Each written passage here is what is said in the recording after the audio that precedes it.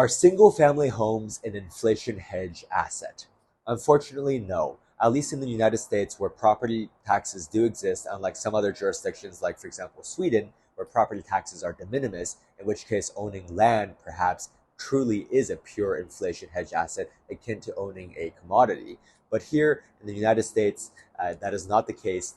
Property taxes are levied by your local state or local county, government. So first of all, you have property taxes, which will rise with inflation, unfortunately.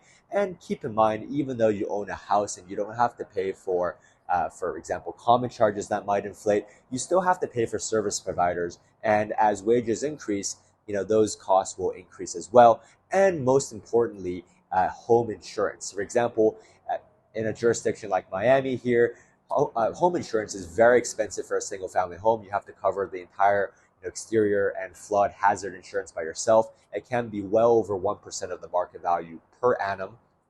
And keep in mind, because insurance companies have to, figure out what replacement cost is, as you have inflation, as replacement cost increases, your insurance premium is also going to increase. So as a result, no, unfortunately, it is not a pure inflation hedge.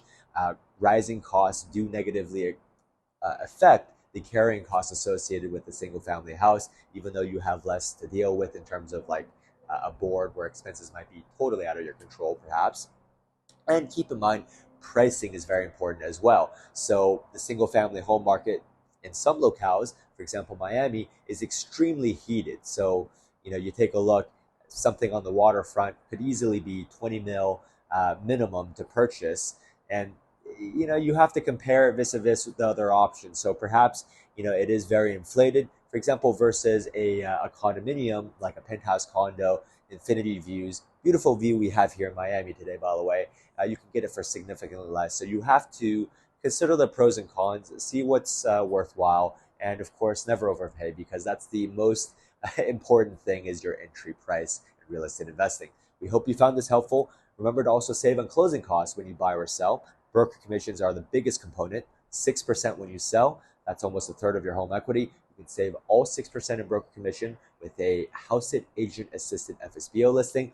And when you buy, instead of just working with the buyer's agent for quote-unquote free, you can get 2/3 of your buyer broker's commission back with a Hauseit buyer closing credit.